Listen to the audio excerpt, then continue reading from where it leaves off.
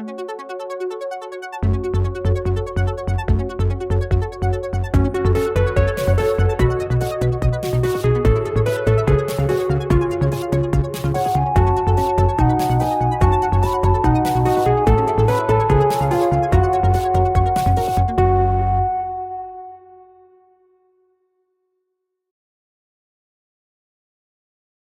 everyone. Hello.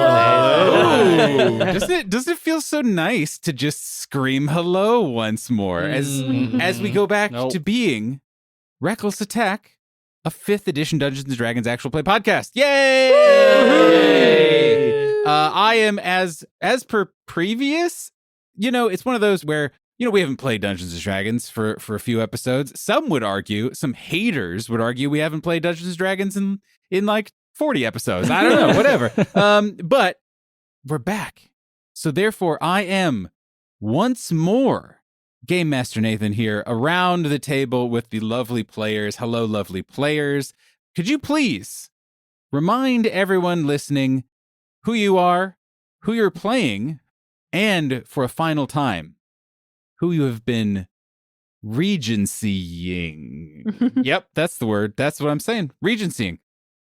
Hi, everyone. My name is Steve, and I am playing Sylvesterlin, the Dragonborn monk, who is temporarily masquerading as Sylvester Lynn, the head butler for the Gold Trees. And on my right... Hi, everyone. I'm David, and I play Casker and Brightmane, the Dwarven Warlock, who is also today playing Kenjamin Goldtree, Master of the Gold Tree Estate. Yes. And to my right. Hello, I'm Jonathan, and I play Checkers, the Grung Druid, and his trusty frog pals, Mango and Junior. And in my spare time, I play Charity Goldtree, loving and doting wife to Kenjamin Goldtree, and matriarch of the Goldtree family. And her trusty horse pal, Mango. Mango, right? Yes, I think it was just Mango It's just Mango, yeah. And to my right. Hi, everyone. I'm Sophie, and I play Valeska Carter, the human Astric cleric of the Arcana domain. And Val plays Violet, the daughter of Charity and Kenjamin, who has poured her heart out to a fictional man. Yeah, I mean, fucking may we all and live may so large. love conquer all. It may love conquer all, indeed. And conquering is, I would say, an apt verb to be using for the situation in front of you all. For, yes, man, last episode, wonderful scenes of a family who cared. Maybe a little bit too much. Yeah, some weird stuff in the name of caring and also escaping from this particular section of the very arcanely empowered portion of the public library, but also, a bit of romance and of love and of bucking past mistakes, of moving forward, of choosing to be who you are. And now we're going to roll for initiative. Because I'm pumped, though. Yeah, I mean, because you guys have been confronted by a pair of authority figures. That's what these two share in common, in that the matriarch of the estate has confronted the two lovebirds, pun intended, about this rash decision that flies in the face of tradition. As well as Larry Steve! Oh, no. Everyone's favorite announcer from your prior adventures as well. He has come to... unfortunately, you guys didn't get a very good lawyer negotiating your contracts, and there was a second season clause, and he has come to forcibly reinforce that clause. Is it one of those contracts that you don't sign, but it's like, if you participate in this game, you are then signed up for a second season of this game? Yes, it is. Larry Steves has Upon entering. He's had a lot of time to read legal books. He's had decades to be ready for this moment. Val/Violet. I haven't decided exactly at what point we're just going to transition to your Dungeons & Dragons characters' names. Reality is going to start to crumble now anyway, so we'll kind of feel it out as we go. Is up on a second story, I think, is a fair way to say it, the kind of terrace looking over a beautiful morning garden where the rest of you are as well. And what is revealed to be Lar-E Steves and the Book Wyrm are staring right at her.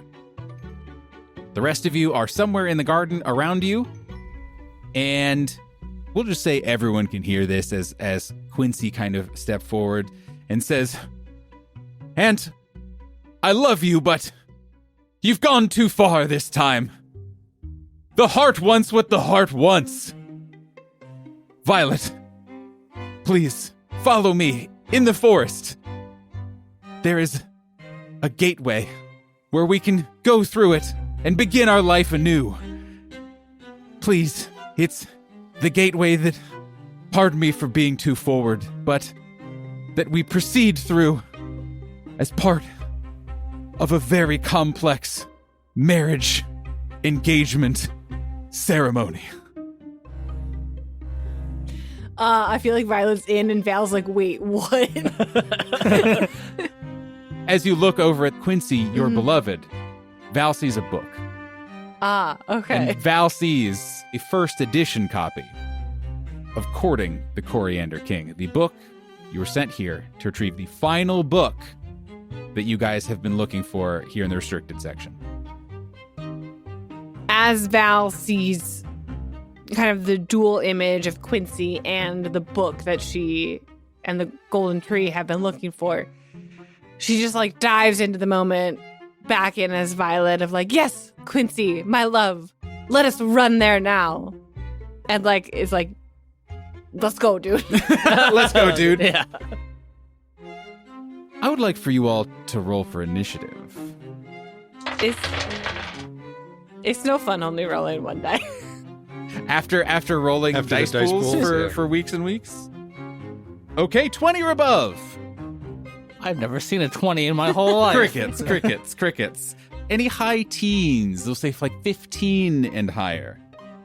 Just me. Okay, cool, great, no problem. Any other double digits? Selv with a 10. Oh, no. Checkers with a 13. Okay. Oh, all right. That's not so bad. Val with a 4. Okay. Kaskrin also with a 4. Oh, you rolled a. You have a very. Val doesn't have a bonus, so you can go first. Okay, sounds good. Kaskrin's gonna go So first. 4A and 4B. Yeah. Yes. Before we begin combat, this is all kind of happening at the same time. Sylvester, where are you hiding? And I'm asking Sylvester where he is hiding. Sylvester had just recently spent a bunch of time with a shovel moving garden flowers around. Yep. So he's probably has ducked behind some bushes just to see how things are going with them. Over your shoulder, you hear what cannot be an actual application of this maneuver, but maybe a polite recreation of a clearing throat. Ahem, ahem.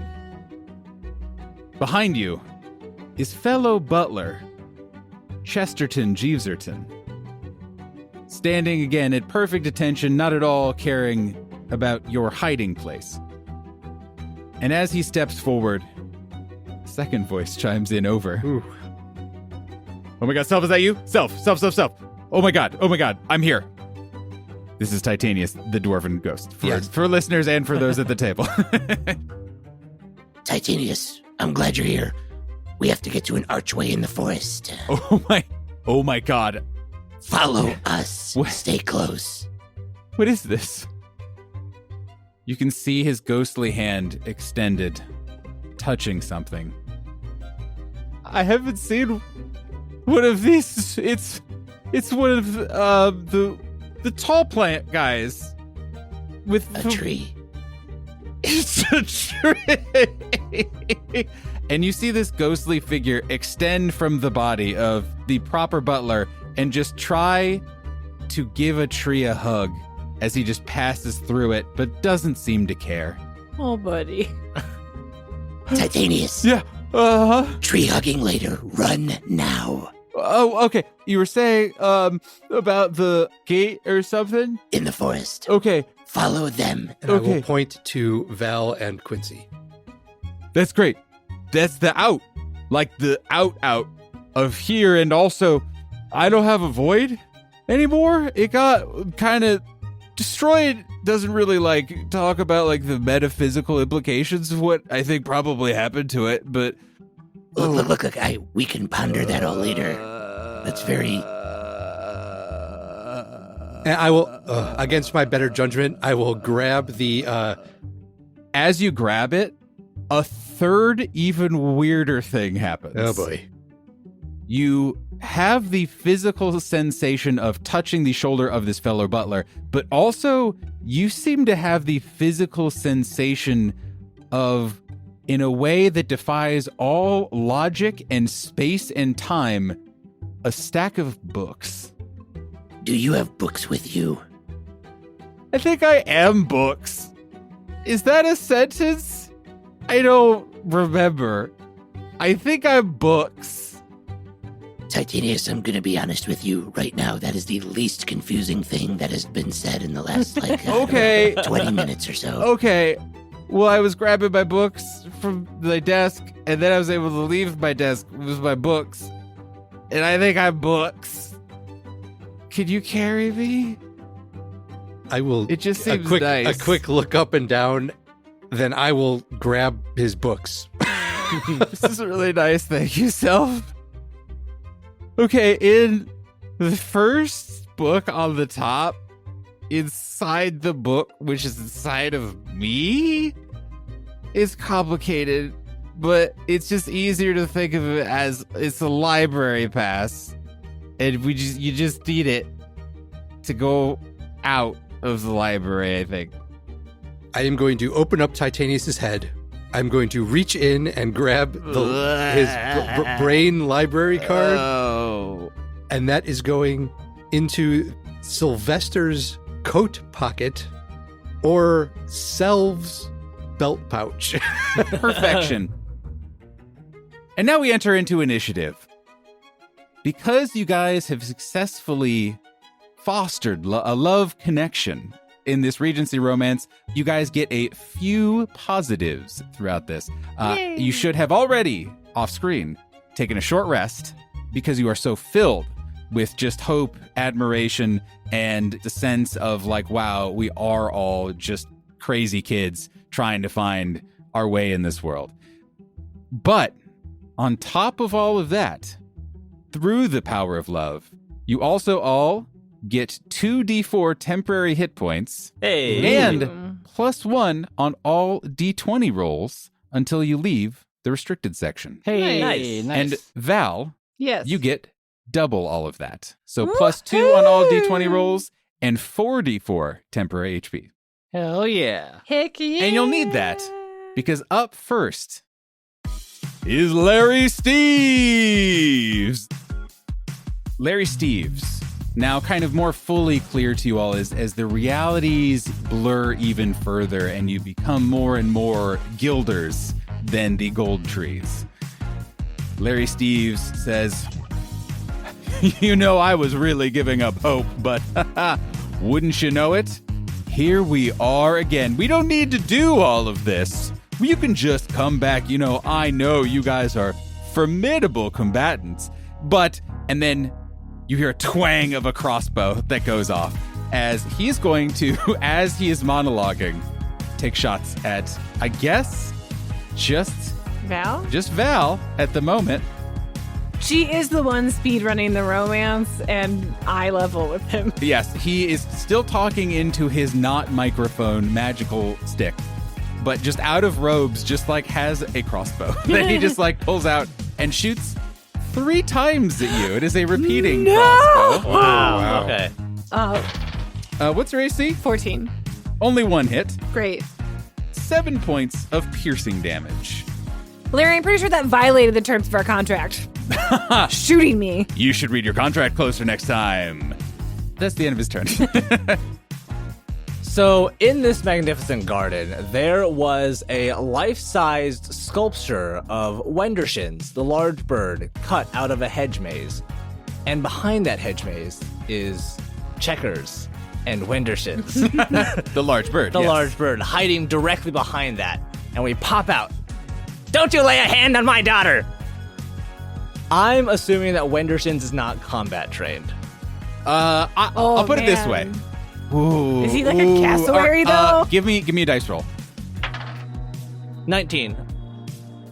Wendershins comes from, like, he is not a war horse, Yeah. right? He has not seen action, but he comes from a long line of battle steeds. That Classically trained Yeah. war right. horses.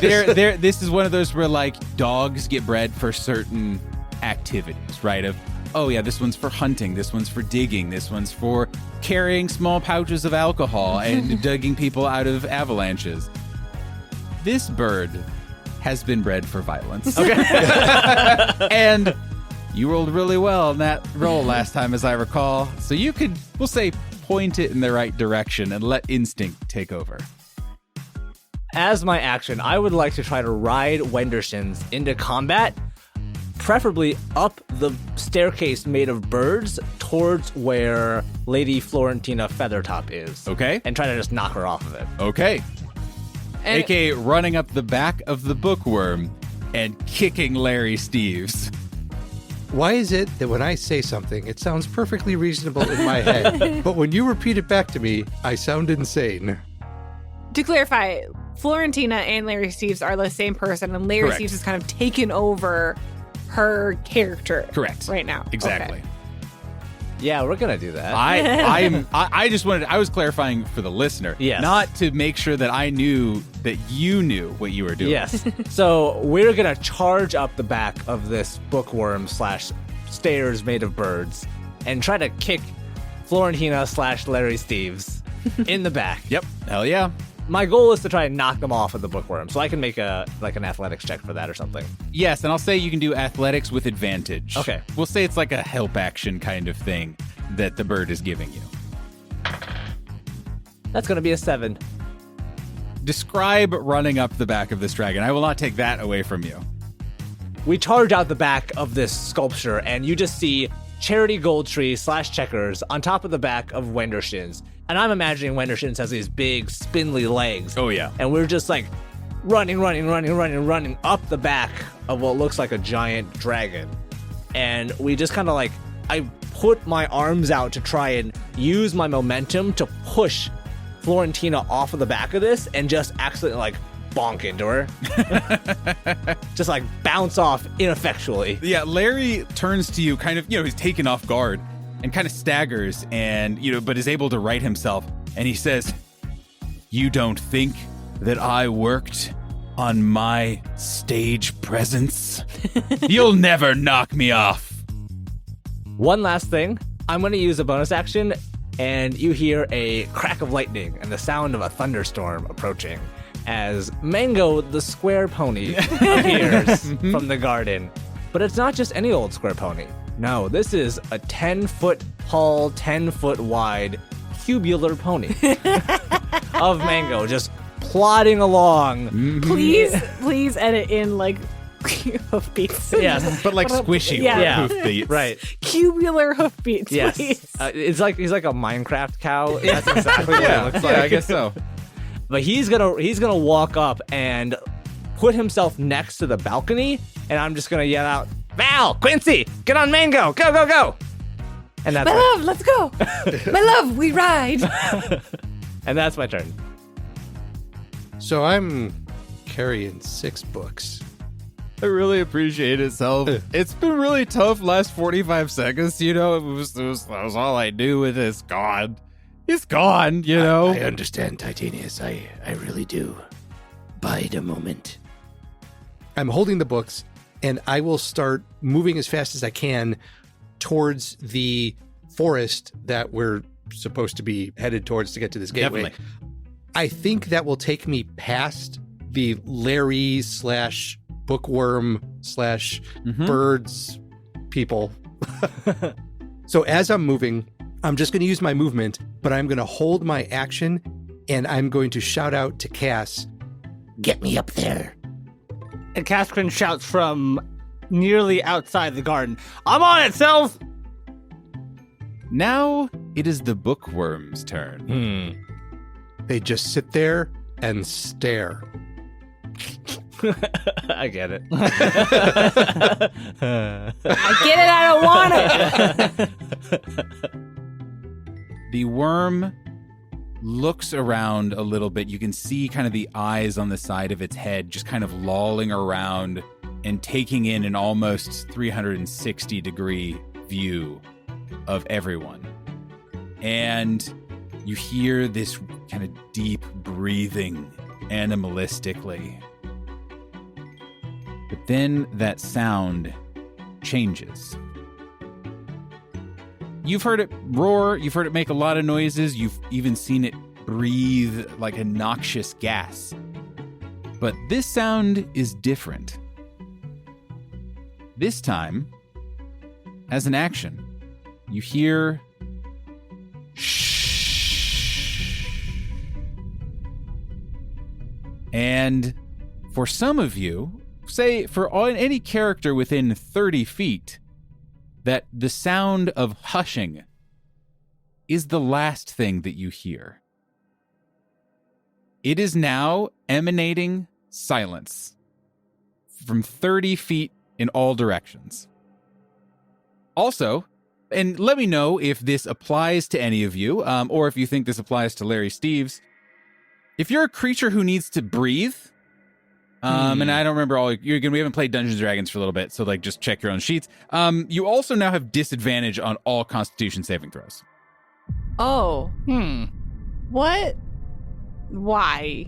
Because you can't say anything now, and you can't breathe very easily. It is as if the air is being sucked out of the space next to you all. It is not just silence.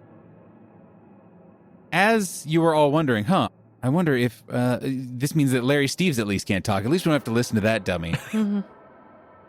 All right, ladies and gentlemen. Entering onto the field, our fan favorite contestants, the Sky Whales. You guys see, coming from also out of the bushes, you see additional competitors. Originally, maybe they were people that you saw at the party, something like that, but they all appear to be decked out in a variety of silver-colored foam padding and skin-tight athletic wear, and have no faces. You recognize them as the people that you successfully escaped from on the Astro Crag earlier on in this adventure.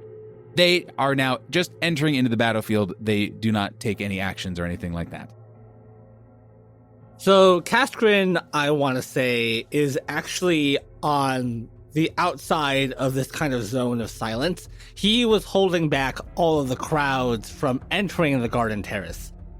And so as he runs in, he sees this menacing worm. He sees Florentina. He sees Larry. Kaskrin is going to run in and with one hand pull the butler's uniform off his chest, revealing the metal armor underneath. Yep. Where physically it would be like poking out, or like the dimensions are all wrong, but it just is perfectly unveiled all in one fell swoop. And he's just like, Selv, get up there. Kaskrin is going to, using the broom that he is still holding, slam the ground, and with it unleash a torrent of magical energy that rushes through the marble of the garden towards Selv, and right in front of you, a giant stone pillar begins to form. I'm going to jump on top of that stone pillar and ride that up. Excellent.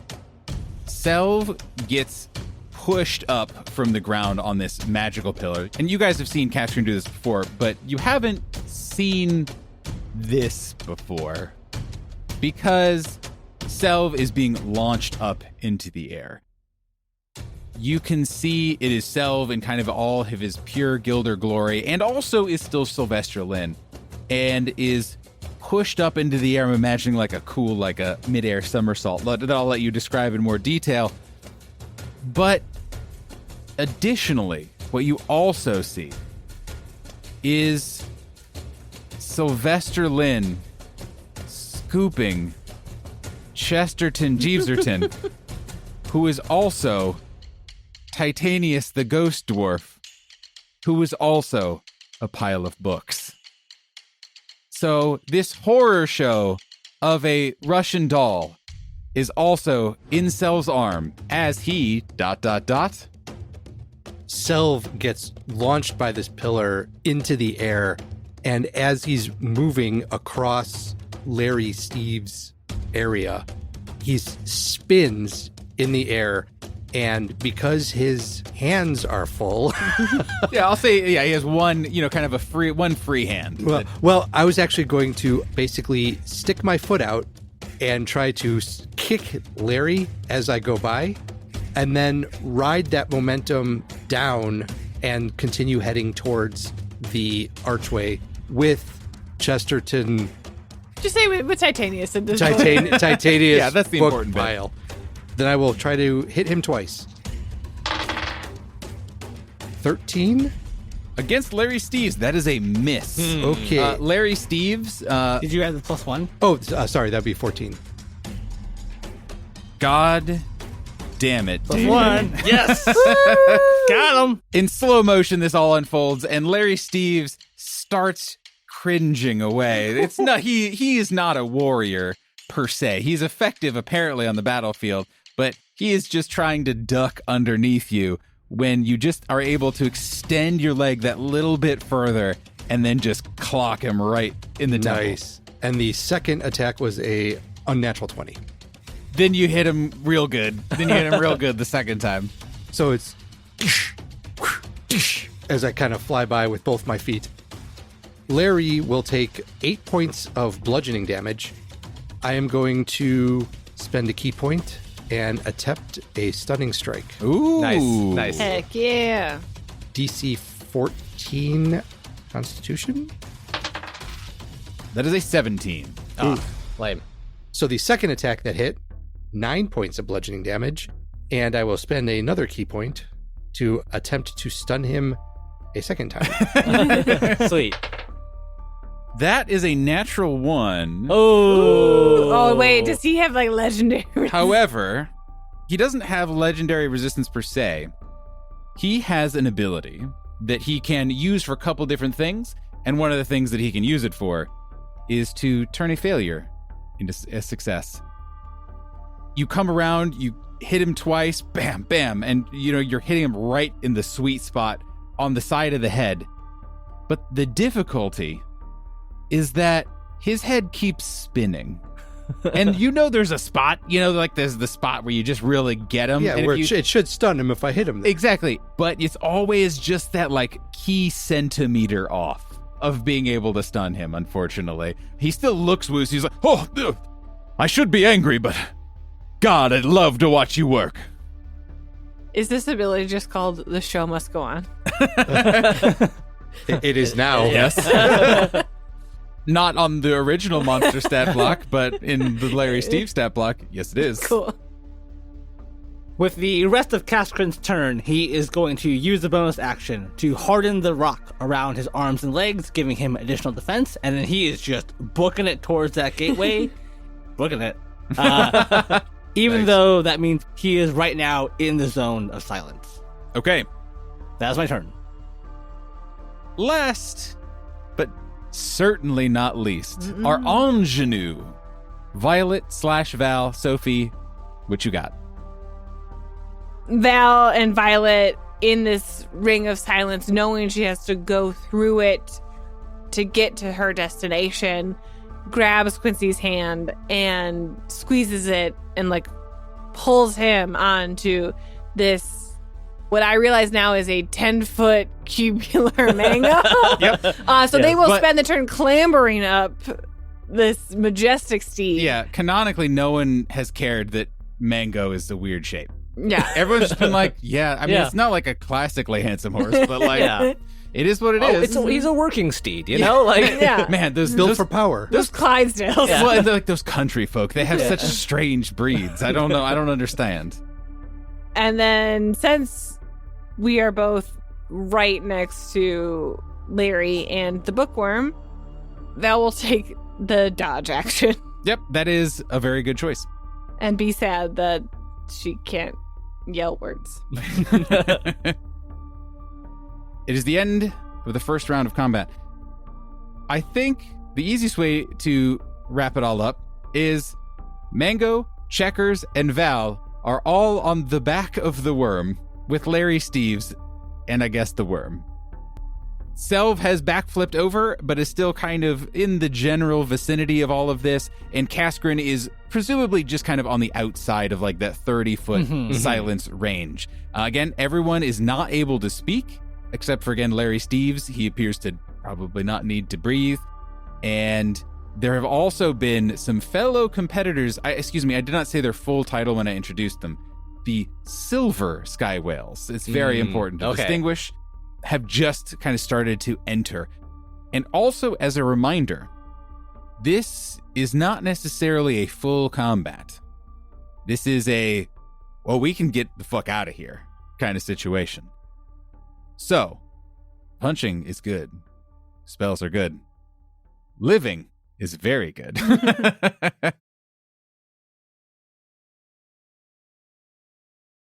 And now, a word from our sponsor.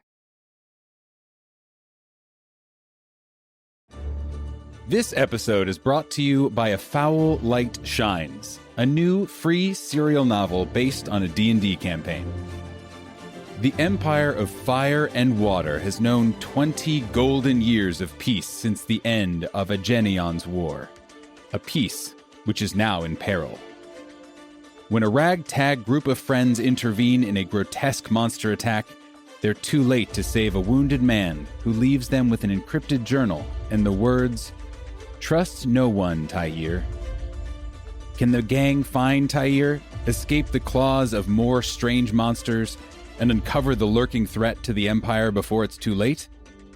This story features themes of found family and strength in diversity, and is available for free on Campfire and Royal Road. A Foul Light Shines. Come for the fantasy. Stay for the cheese-obsessed goblin gunslinger.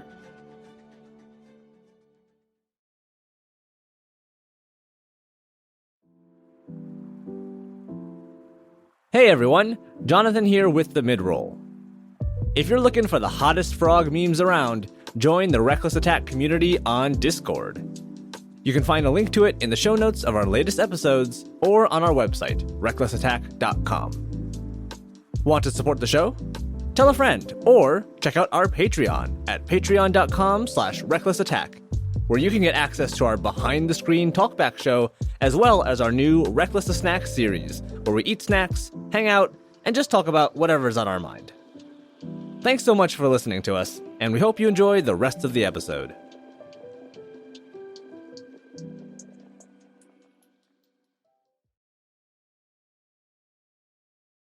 Top of the order. And actually, it's not top of the order. I lied because I remembered. Immediately Why lied would to you do us. this? Because I forgot that Larry Steves has villain actions. You can Amazing. keep forgetting, that's fine. I'm not going to do that. But Nathan, what are villain actions? I Thank have you. not heard of that Thank you before. so much. They're an action that you can take during the encounter after an enemy's turn, aka one of you losers.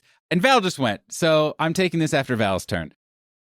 I am going to use the villain action, do it myself, which means that Larry Steves makes eye contact with Val, and he takes his, what did we call it? His not microphone, his prestidigitation stick. His or thaumaturgy Yes, stick. his thaumaturgy stick. Wait, does he still have that, or does Checkers have that? I'm sure Larry C's had probably another one. multiple- Yeah, exactly. that's This fair. one, you see there's a little bit of scotch tape on it that says number 2. Yeah. Right. And he starts just kind of menacingly hitting the top of it in his hand as if it's a hammer.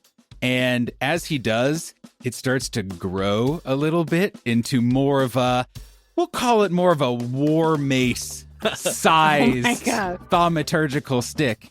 And he steps forward. It's and now a thwapaturgical yeah, stick. exactly. That's what he says. It's a thwapaturgical stick. He doesn't say that, but he does say, it's time to take matters into my own hands. And he steps forward without provoking any opportunity attacks and takes 5 attacks at advantage. What? At straight. I am using the dodge action. Aha! He's going to take 2 attacks against Checkers. He's Yep. going to take 2 attacks against Val and 1 attack against Mango. Attack 1 against Checkers. Does 23 hit? You know, I think it does. Okay, great. You take 9 points of bludgeoning damage. Ow. And you are dazed until the end of your next turn. Second attack, 10. That thankfully misses. He's just, and is going to now step over very deftly, like a trained stage man that he is, and is going to take a couple more attacks against Val, just flat, no advantage since you took the dodge action. A 3 on the dice. Okay, I guess all of these dice are going in dice jail. That's fine. And an 18 to That hit. will hit. 7 points of bludgeoning damage. I You are- had 1 temporary HP left, so I'm taking 6 damage to my normal. Great and good. You are also dazed. Last attack against Mango. Ooh, that's another 23 to hit. Yeah, that hits. 10 points of bludgeoning Ugh. damage. Dang. Mango.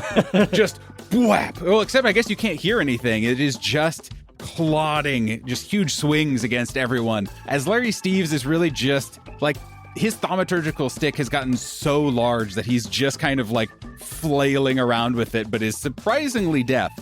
You can't hear it, but you can see the percussive waves Yes. going through this cubular horse. He's absorbing it pretty well. All right, that is the end of Larry Steves' villain action. And good news, everyone. Now it's Larry turn. Steves' turn. I think he is just going to make... Yeah, he's just going to make 2 more boops against the large square frog horse and the cleric that is in front of him. Oh, no. Except the issue is that he is flailing around so hard that he doesn't realize that you guys are taking the dodge action against him. So he's actually going to make both of these attacks at disadvantage because he's just kind of... He's not a trained warrior. We'll be honest. I'm imagining his thaumaturgy stick has just gotten too unwieldy for him, and he only has like centrifugal momentum. Yeah, exactly. And He's just been trying to spinning, aim and now he his just has to spin. keep Yep, going. Yeah. He is spinning like a top. So at disadvantage, ooh, a 19 and an 18 on the die. And that is, dang. sorry, I didn't declare it. That was against Val. Yeah, Sorry, that Val. would hit. 6 points of damage. Natural 1. Oh, okay. So a big miss against Mango. Thank you. And that is where the spinning finally stops, and it just thuds onto the ground, and Larry Steves looks disoriented, tries to catch his breath. Is his head spinning faster Oh, because yeah, of the force? yes, absolutely. You're right. It was actually very uncanny because he was spinning around, but his head wasn't moving. That's probably why he missed. Maybe his head was turning and his head was facing the wrong way while the spin. Yeah, he didn't the quite spin was time it right. faster. Yeah. Exactly. But that is the end of Larry Steves' turn. Checkers, it is your turn. You are dazed, which means essentially you can only take one of your actions, whether it is a move action, an action, or a bonus action. So Checkers and Mango are both dazed, and Checkers and Wendershins are on top of the Book Wyrm. I literally forgot. I forgot about that. The large warbird. bird. How could I have forgotten Right? already? My trusty steed. Yep. While Mango is currently carrying Val and Book Quincy. We are trying to get away from Lair. We don't want to stay here any longer. So what I'm going to do is... What am I going to do? Actually, God, well, and the bird is not dazed. yeah, right. So we got some Ride, options. Wendershins, Yeah, ride! you actually have some options Yeah. on this fucking bird that you brought here. Damn it. Can I try one thing real fast? You could try exactly one action worth of things. Well, Absolutely. So I'm hoping that this is just kind of my interact with object action as I pull out Checker's stolen version of the thaumaturgical stick and just go, testing, 1, 2, 1, 2. Is this thing on? Ooh. I'm wondering, does this get past the silence aura that is being emitted from the bookworm? That's a really good idea.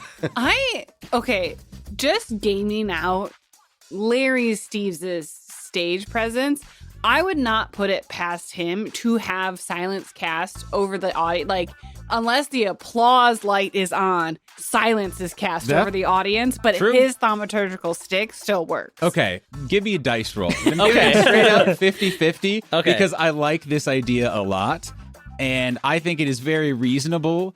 On top of what you were saying, Sophie, it is also very reasonable that Larry Steves' thaumaturgical stick would also be enchanted so that there is like an aura of always being on and able to be heard. Like it is kind of the dispel magic aura around it, ensuring that always Larry Steves can be heard. So give me evens or odds. I'll take evens. Okay, evens means good things. I got a 3. Oh.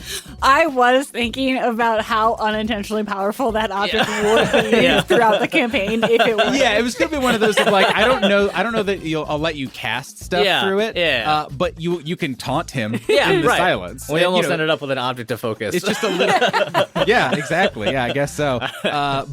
So you unfortunately you tap it, and you guys can hear a little bit of like static, kind of go through, so you can tell that something is trying to push through, but this just creature is so menacingly powerful that it doesn't quite make it through. So I'm going to start off by having Wendershins move off of the bookworm and away from Larry Steves. So I'm going to pat Wendershins on the butt. Onward, we ride! And we're going to try and make our way towards the direction that Quincy and Val were pointing at. And I'm hoping to provoke an attack of opportunity. Okay, and this is you're hoping to provoke an attack from Larry Steve. Yeah. Got it. Yeah, I think you guys are all close enough, and I'm going to say that the thaumaturgical stick is now so large that he has reach with it. Yeah. Okay. Cool. So he is going to take another kind of like half-hearted swing in your general direction. Wait, Checker, steal that one too. That is an 18 to hit. That hits. Okay. Dang. So that is another 7 points of damage. Okay. Bludgeoning damage. Thank goodness for that temporary HP, but it's all gone. Can Cascarin outside the zone of silence hear any of this going on? Or is he just hearing like what Larry Steves is announcing? Yes, you are just you hear that little bit of kind of like static crispness from Checkers, and you have full vantage of what's going on. Okay. But yeah, you hear nothing other than the shadowy Regency crowd that are still now commenting, oh my, what has gotten into the lady? Cool. So Wendershins has moved. I'm still like hanging out close to the back of the bookworm, and I'm going to tell Mango, get him out of there! Mango's going to use his move, as he's dazed currently, to get Val and Quincy out of range of the bookworm and towards the marriage arch. I think the bookworm will take the attack of opportunity against Mango. Sure. As you move. Val lays her body across this cubular horse to try and protect him as much as possible. It's going to take an attack of opportunity. I'm gonna be honest with you. It has a grapple portion to the bite. That's situation. what I was worried about. That is a 19 to hit. So as the monstrous jaws of this bookworm go towards the escaping Mango and his companions, I'm going to invoke the Blessing of the Trickster Wind. Ooh, okay. And what happens is a dozen ringing kites appear out of nowhere and just kind of fly around the battlefield. And as the bookworm goes to attack Mango, one of the kites blocks his bite, and the bite comes out of another kite next to Larry Steves and bites him instead. Fucking sweet! Wow. Nice. Okay, so it's like Doctor Strange portal kind of situation. Yes. So it is still resolved against his AC and stuff? Okay. Against his AC and everything. It will hit against Larry Steves. Sweet. Oh, it's my precious boy. 10 points of bludgeoning damage. Okay. So this worm, it thinks it's hitting Mango, but it accidentally grabs onto the arm of Larry Steves or something.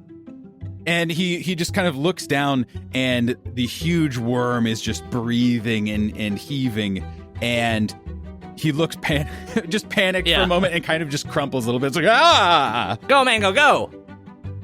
So Mango has used his move, which is all he can do because he's dazed. Wendershins has used his move, which he is not dazed. Checkers has not used his action yet. Tell me more. I love this cascading again.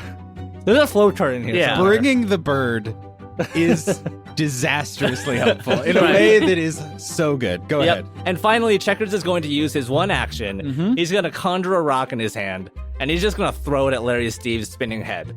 Okay, can you do that with no verbal actions? So I'm hoping to be far enough away from the bookworm to be able to conjure the rock, but otherwise it would require verbal actions. Okay, got it. So as Wendersons is running away from the bookworm, I'm just gonna throw a quick rock at Larry Steve, see if I can distract him. Okay, that sounds great. That's only a 13 to hit. Just misses, Okay. unfortunately. Just sails wide. Maybe it is just as the worm kind of jerks him to the side. Remember, you have +1 to your d20 rolls. Yes. Actually, because I have a +1, that's a 14. So Thank you, Steve. Through the power of love, you see it is going wide, but the worm kind of in its just kind of instinctual biting of him just kind of jerks him, and it jerks him into the perfect flight path of your rock and just kind of bonks off of his twisting head. Give me some damage. We're going to forget that so many times. 14 points of magical bludgeoning damage. Dang. Nice. Wow. And with that, Checkers, Wendersons, Mango, Val, and Quincy ride off into the sunset. So right now, I think I need to get to the arch and put the scared dwarf / book pile down. And I think I am fast enough that I can do that and start heading back. What I'm going to do is use my movement to get as far as I can towards that marriage arch. Yep, and there are then- no opportunity attacks. Actually, I think because you're far enough away and you are fast enough that you would be able to kind of run around where the silver sky whales are. 'Cause they're coming kind from. of in between where Right. you are and where you need to go, but you, because you are Selv, are so fast that you can kind of skirt around them, no problem. All right, cool. And then I'm going to use my action to dash. Does that get me to the arch? Absolutely, yes. Okay. So if you use both your movement and another movement, then you are there. And you can see, as you kind of just blare through the woods and the gardens, it is very easy to find this archway. It is relatively simple, at least for kind of the tastes of the Feathertops. It is just a very simple, curved, but beautifully almost woven looking bit of branches and nature and stuff that is just covered with lots of flowers and that kind of feathery willow branch work and stuff that is just almost like a curtain going down in front of it. But right now, at least, it doesn't look particularly extra magical, let alone intraplanar, etc. It just is a beautiful, nice little spot in the woods. Once I get there to the arch, I am going to put down this pile of books / Titanius. Thank you. You're quite welcome. Be vigilant and careful, but wait here for us. I'm very good at waiting. And then I am going to turn around. And how far are my companions from this archway?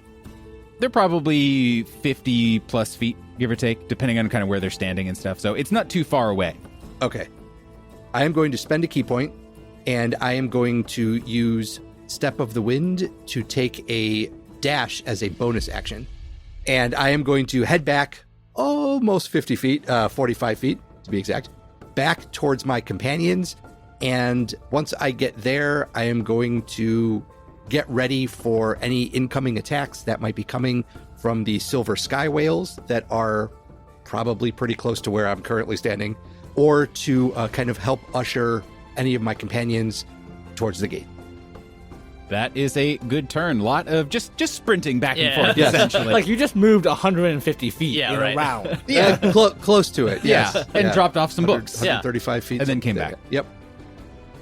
All right, that is the end of Selv's turn. Now it is the Bookworm's turn, which everyone is, I'm sure, extremely excited about. First, I think it's safe to say that the Bookworm is going to stop grappling Larry Yep, Steves. that's fair. That's fair. You see it just kind of detach and retreat back through the kite from whence it came and is going to slowly, in midair, as if it is just floating, it turns around and its giant head with Larry Steves Yeah. still atop it starts to kind of turn around. And I think everyone is off of the worm now, Yeah. correct? Unfortunately, we have established that it has a breath attack. Yeah. And there are quite a few individuals who are close enough for this breath attack at the moment. Val, Checkers, Mango, and I guess I'll roll for the bird. Please make me a Constitution saving throw. Unfortunately, you have to do this with disadvantage. No. Because as it moves forward, the aura of silence also starts to kind of envelop you guys once more. And you guys kind of have that harder time holding your breath and remaining stalwart against its attack. Fucking Wenderson's rolled really good. Checkers with an 11, Mango with an 18. Okay, Val? 7. Ooh. The DC was 14. Okay. The bird did great. Wow. Wenderson's champion. It stands there just like a beacon of good health and vitality. A beak. Those who failed take 10 points of poison damage, half of that on a save. Spoiler alert, I didn't stat out the bird, so I'm going to say it has more than 5 HP. Thanks. But I think that is the end of its turn. So it is turn around, but again, you guys are all kind of once again enveloped in the aura. I would say that Kaskrin, you are still kind of far enough to the side that you're still open. I would also say that probably Selv, you are just on the outskirts of it and would probably continue to be fine. Now it is the Silver Sky Whale's turn. And they just kind of, as one, just start to perfectly in sync pump their arms as they run towards you in impeccable physical form. And they are probably just going to go over to Selv, unfortunately. And they are all just kind of at once just going to lunge and try to like tackle you, essentially. And these are all, by the way, as a reminder, all minions. So they are all attacking with kind of one attack all at once. 21 to hit. Oh, man. Yeah, that'll do it. Okay, you take 4 points of bludgeoning damage, and you are grappled. Well, there goes all my temporary hit points. But hey, thank goodness for temporary hit points. Yeah. That is true. And okay, grappled. So Kaskrin is running alongside this Book Wyrm and this giant silent aura. Yeah. He sees all of these silent sky whales pile onto Selv and just like kick and punch him. And Kaskrin is going to reach into the top of his armor and pull out a little piece of his gambeson. He's going to rip off a piece of fleece, wave it in the air, and cast Minor Illusion. Okay.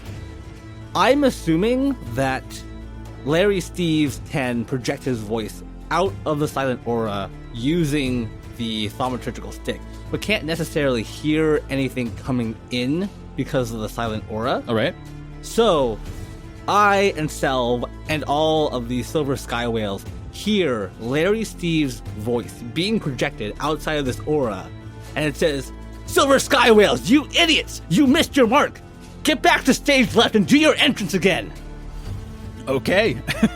Nice. So I'm going to try to persuade them to get off Selv, like run back off stage and come back again, giving us enough time, hopefully, to get to the arch. All right. Give me a deception, I think, or some sort of charismatic-based. Yeah, deception makes Roll. sense. That is a 16. Ooh, that is a success. I just Nice. did against their, like, I did passive, like, wisdom. Yeah. Their passive wisdom. And so they all just kind of look upright and turn their faceless heads over to Larry Steves, who is still just kind of rubbing the part of his head, trying to keep up as it spins that has just been hit with a rock, and does not clock what is happening at all. So they just kind of look at each other and then shrug and then just let go of Selv and then just kind of hustle back to the bushes that they were hiding in prior to the combat. Nice. And Kaskrin's just going to keep running, and that's his turn. Val, it is your turn. You are on top of a square frog Cubular horse. Yeah. cubular situation. With Totally my cubular. now fiance, Book Quincy, Yep.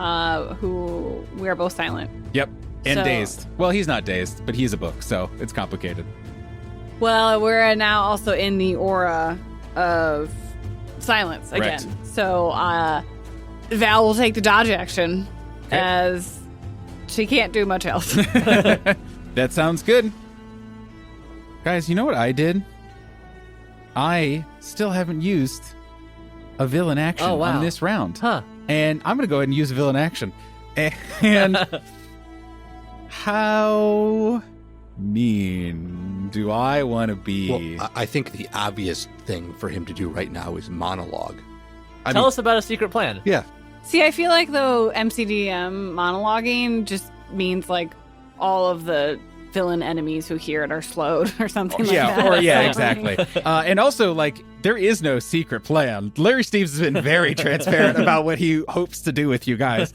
And finally, Larry Steves gathers himself, sees that everyone has escaped essentially from his clutches. He was right on him, had you guys right where he wanted you, and looks over and sees the last bit of the silver sky whales duck in the bushes and go back to their mark, essentially. And he rebalances his large stick, kind of more of a staff now. And you hear his voice yell out as he uses the villain action, enter stage left. Yeah. And he yells out, "Get back out there! I'm not paying you. Well, I'm not paying you at all, but you know what I mean. Get going." And this is essentially letting them move for free. Okay. But I'm not going to have them. I'm not going to have them like go back and grapple anyone. But they have now kind of re-entered the battlefield and have just kind of walked back, kind of sheepishly, but with urgency, up next to Self. That is the end of the round. We have the various riders, I guess, upon various steeds right out in front of the worm. Larry Steves is kind of right there looking over down onto you guys.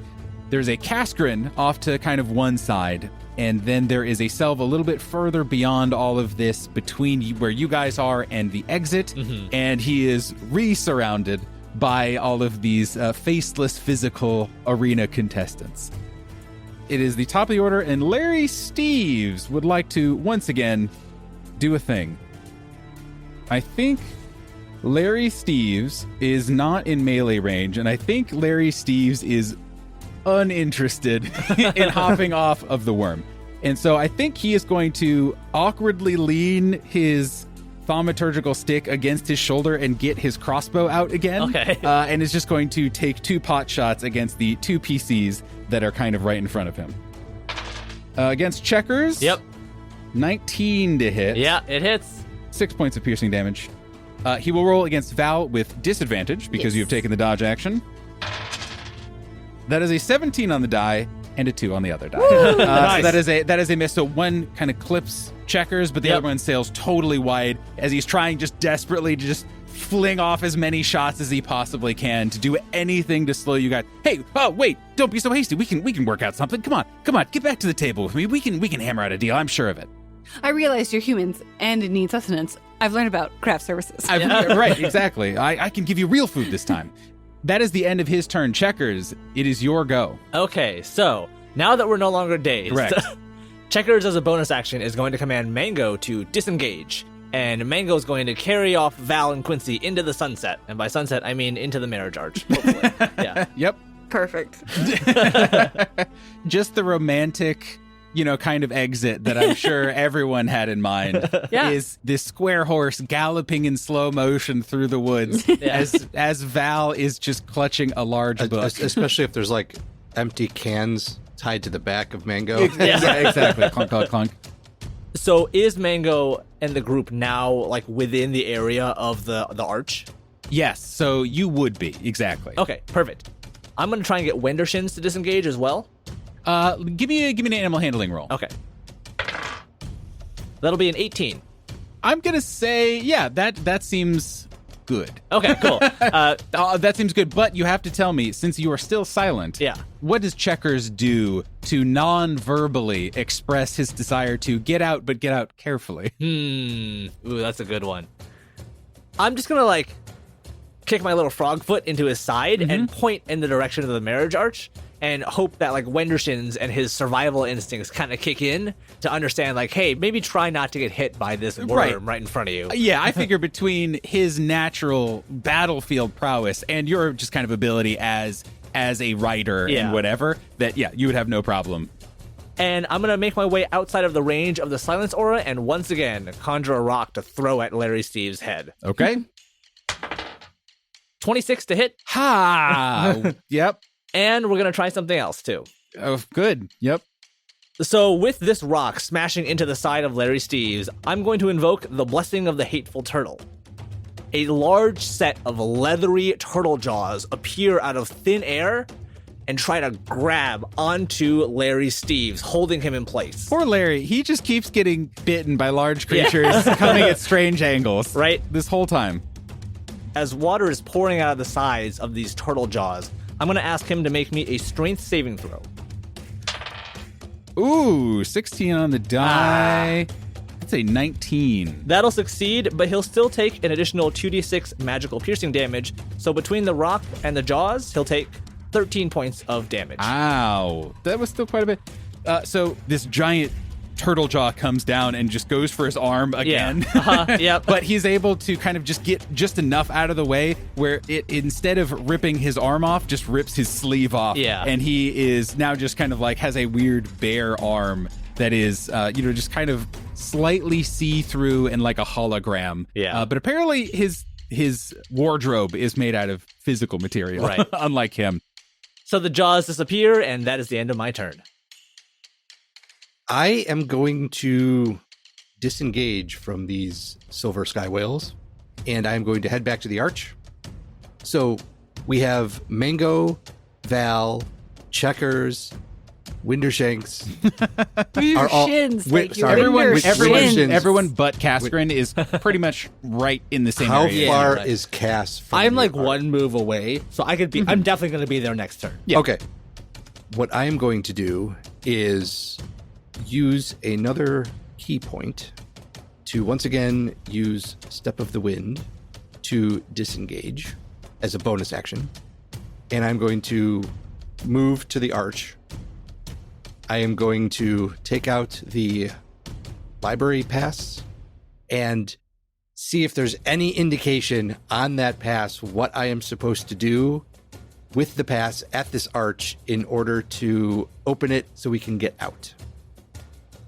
As you kind of move back towards the arch and pull this out of your shirt pocket, I think, you see that it is on official library stationery, but is a handwritten note from Paulus Calvetta, the brother of Vina Calvetta, head of the guard, and one of the mages who was there trying to put a clamp on all the magic that may or may not be escaping. Selv pulls out this card, looks at it, and sees a quick handwritten message on it, and then holds his action to wait till Cass is standing next to the arch as well. We're getting out of here, but Cass has to be here too. Now it is the Bookworm's turn. I am going to roll. Does not recharge Thank goodness. its breath, but is going to, instead of doing some chomps, is going to do a big tail swipe as it just kind of curls up and spins and just whips a tail at Freaking everybody. Is it Checkers again? it might Is it Wendershins? No, Yeah, I heard. I think it's everybody. Wow. Oh no. I mean, I'm mad about it, but it's gonna look fucking sweet. Yeah, and essentially, so it flies forward just a little bit, just essentially so that it can get everyone within kind of like a 10-foot range of it, including, frankly, the silver sky whales. And I guess I'm gonna have everyone make a dexterity saving throw. But I'm not good at those. Don't forget about the power of love. Yes, yeah. everybody has a +1. I have +2. Heck. It won't help me. Castgrin with a 6. Fail with the 6. Hey. Checkers with a 19. Mango with an 11. Selv with a natural 1 for a total of 9. Yikes!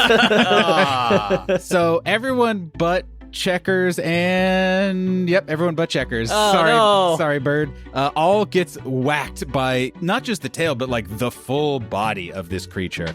And so everyone who fails, they only take 6 points of bludgeoning damage. I will say Checkers and Mango are both bloodied at this point, Okay. so we're at half health. Val, too. Wendershins as well. Oh no! Oh no!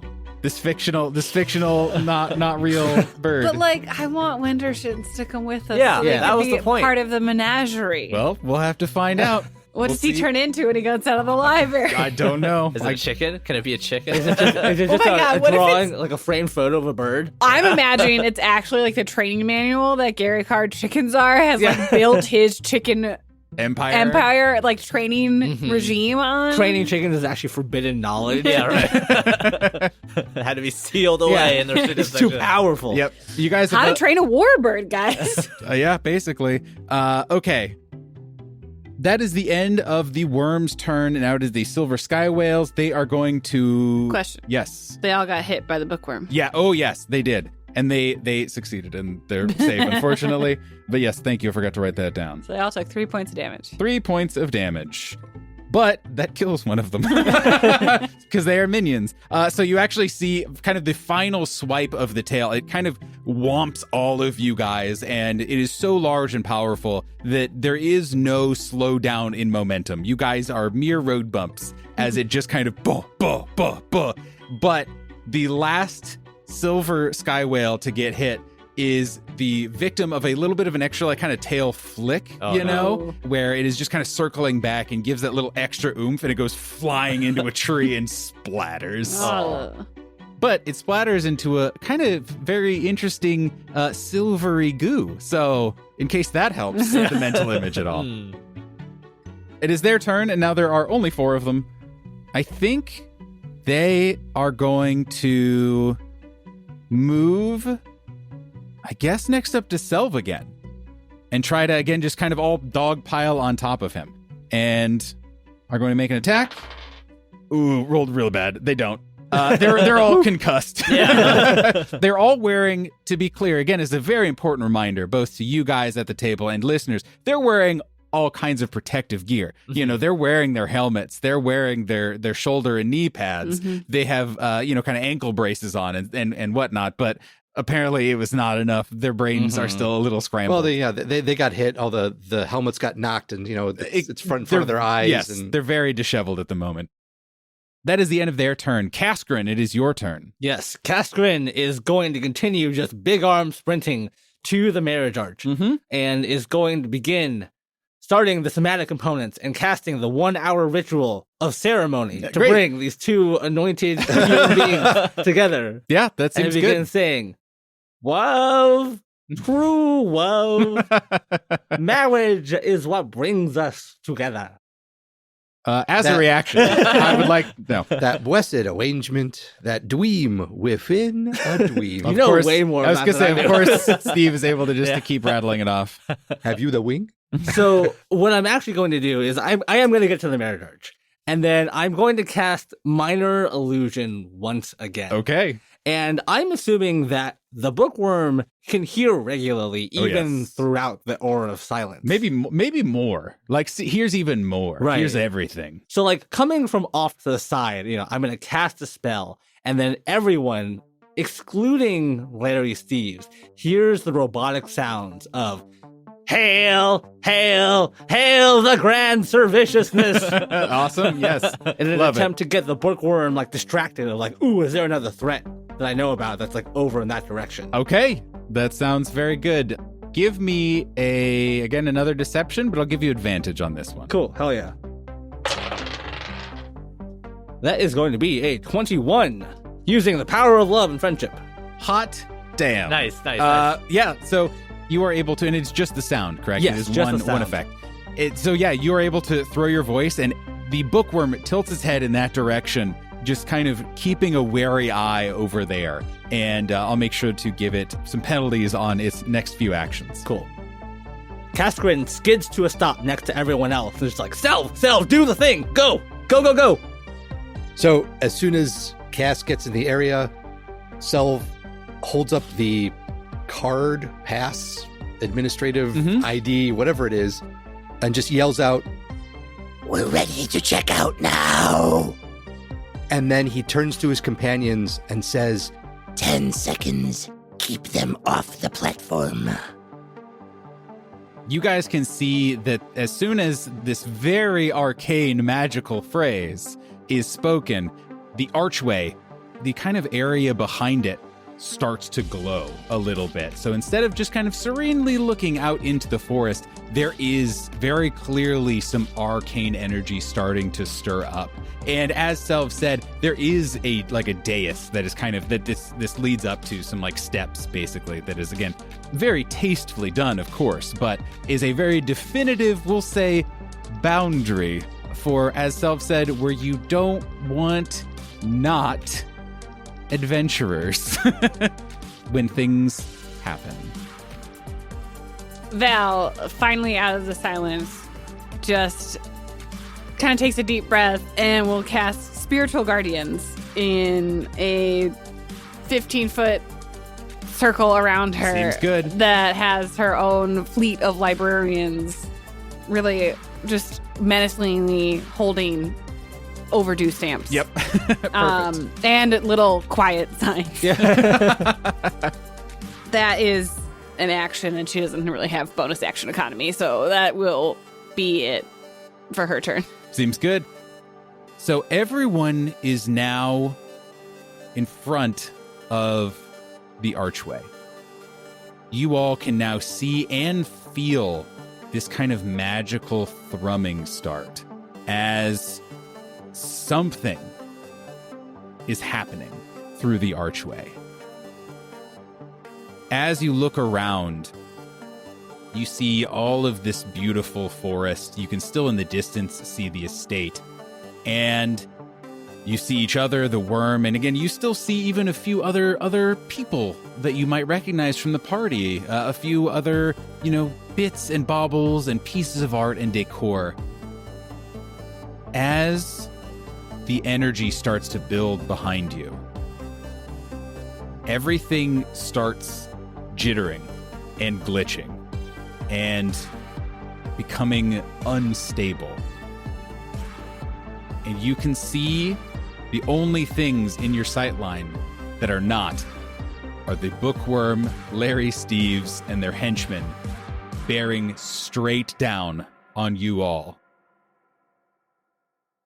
And that is where we'll end this week's episode, everybody. See you next time for the escape from the library. The Yay! library. Bye.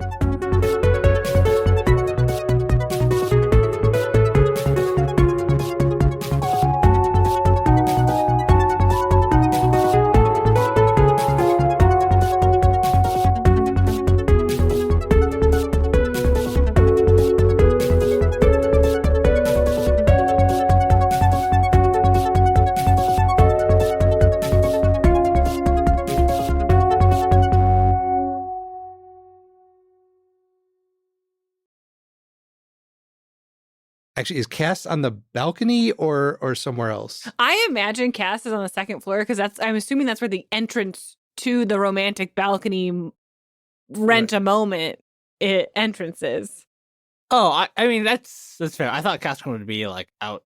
Yeah, I thought it was ground level. Yeah, I like thought in it the was garden. Ground level? Yeah. Oh, gotcha. Okay. Yeah, he's probably In like, my mind, pretty it was far. like you could just, because they're trying to get people in and out of the romantic moment. Yeah, the when they romantic. have the No, time you guys had slots. the deluxe romantic moment package, which is like the veranda package. They're just going into like the romantic garden. Gotcha. As like, kind of. Or that's it's like, the you setting. you tour like the castles and stuff. It's like you can't. This Precisely. is the family section. You can't. Right, be exactly. here.